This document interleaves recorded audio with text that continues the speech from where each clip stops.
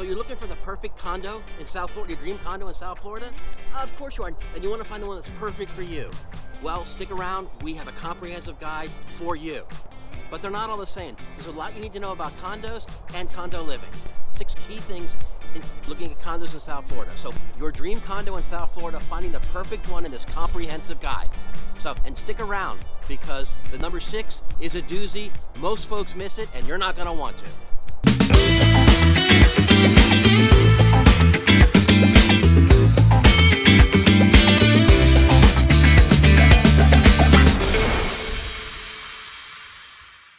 Hey, it's Kevin Morris of the Morris Group, and if this is the first time visiting our channel, Living in Fort Lauderdale with Kevin Suze, this is a place to be for everything you need to know about living, working, playing, sleeping, drinking, and dancing, everything you want to know about Fort Lauderdale, and of course, about condos in Fort Lauderdale. Go ahead and hit the subscribe button to get notified when we drop a new video, and also to let others know. So, any questions, call, text, email, or DM us to the contact information below. So you know what? Skip all that and go ahead and hit the button and set up a Zoom call with us to go ahead and discuss anything and everything that you want to know about the Fort Lauderdale area. So what's the first rule of real estate? What are the top 3 things about real estate? It's location, location, and location.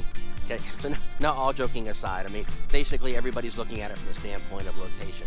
But over the past couple years, location has taken on a much different meaning, okay? It used to be location was kind of geared around, you know, how can I cut my commute time? How close to my office am I going to be? Can I be somewhere in between work and play? So, but recently, okay, location has taken over a whole new, kind of a whole new meaning. It's looking at basically quality of life. It's looking at a good, you know, work-life split. So location is a key thing. Now, down here in Fort Lauderdale, there is any locations for condos are basically, they run the gamut. Anything you want to see, anywhere you want to be. You can be close to the beach. You can be close to the golf courses. You can be close to the casinos. You can hang out and go close to the Everglades. You can be close to parkland. You can be close to shopping. You can be close to dining. You can be close to entertainment. Or you can find places in between that basically takes care of all 3 of those. So what you really want to be looking at is, what are the benefits I need? What is it I need, okay, from the standpoint of where I want to be? What is it going to help me with? Is it going to help me with a better work-life split? Is it going to give me what I want to need as far as being able to go out and do the things that I want to do while accomplishing the things that I need to do? As we said, here in Fort Lauderdale, you have a wide variety of locations and a wide variety of condo types everywhere. I mean, basically you have condos that start at around 100,000. Okay, that are in very, very nice locations. You also have condos like beachfront condos and condos that are in secured areas, gated areas that go upwards of $10 and $12 million.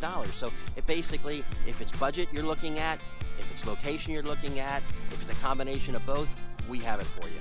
Condo fees. This is one of the most often overlooked pieces of looking at a condo. Condo fees and basically it's something that you really need to consider, because if you're thinking about financing, then it's going to go into calculating what your monthly payment's going to be, and that may or may not have an impact on what you qualify for. Okay, but the other thing is it's going to kind of determine what you're going to get. So condo fees typically include stuff like common area maintenance, water, sewer, trash removal. They can in many cases include stuff like cable and internet. Okay, but depending upon what you want and depending upon where you are, those condo fees may also include things like a doorman, underground parking. It may include health club benefits. The other thing it may include is it should include our reserves, and we'll certainly get talking about that in a little bit. But you want to make sure that you factor into consideration the condo fees.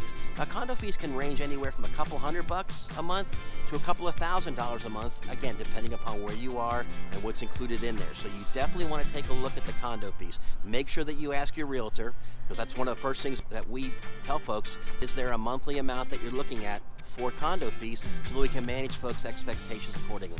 It's something you need to make sure that your realtor goes over with you, because as I said, it could be the difference between whether or not you qualify for the condo of your dreams or not.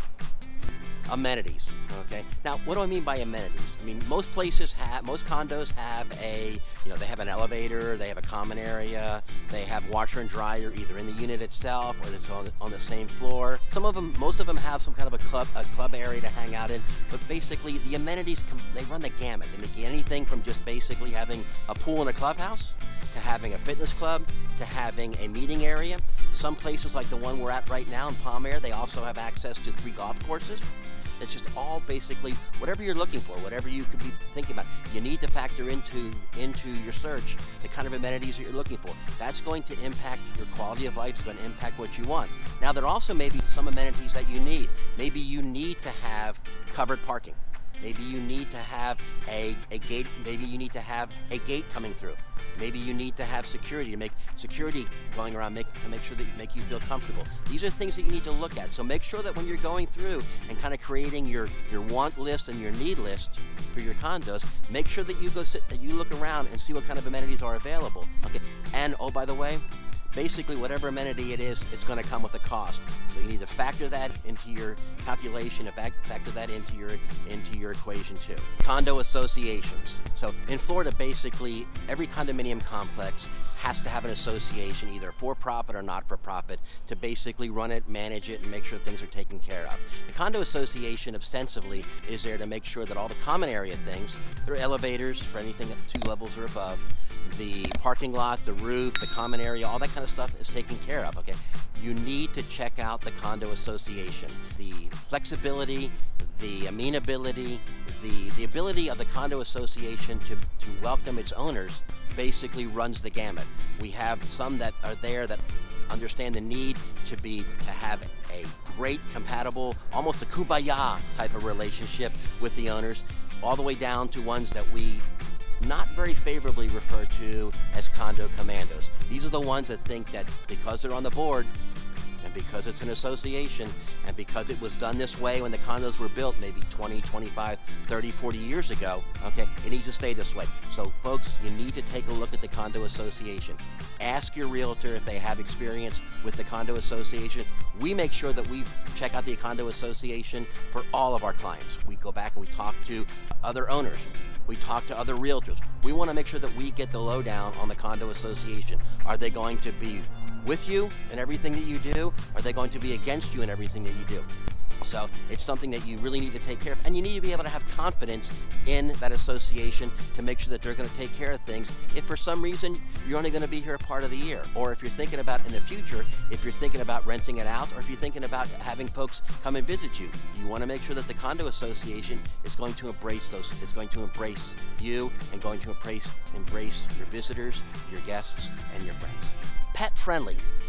Okay, as you've seen in some of our other videos, the Fort Lauderdale area is very, very pet friendly. As a matter of fact, it's very, very dog friendly. You can pretty much take your furry 4-footed friends anywhere you want to go. Restaurants, shopping centers. I mean, we've taken our dog Buford through Target with us. We take them down to Shooters, the restaurant to go to. Down in Fort Lauderdale, they embrace pets and they embrace animals. So, but there are some condos that basically have a no pet policy. Okay, and that's within their right. Okay, now in some cases, folks will have service animals, and the condos cannot regulate whether or not you can have a service animal or not. It's very, very important that you understand the difference between pets and service animals. They cannot tell you, in accordance with the Americans with Disability Act, condo associations and condo management, they cannot deny you access to the condo based upon having a service animal. But some folks, they love to be around pets and love to be around folks that have pets and animals. Some folks don't. So take a look at it from the standpoint of what it is that you're looking for. If you don't want to be around pets, or if you don't want to be dealing with that kind of stuff, okay, do your homework. Have your agent check out. Find out how many owners in there have pets, how many residents have pets. These are the things that you want to take a look at. Most folks down here are very, very amenable to it, but again, there are some folks that they're not pet people, and that's perfectly cool. Folks, this is a biggie, okay? It's reserves, okay?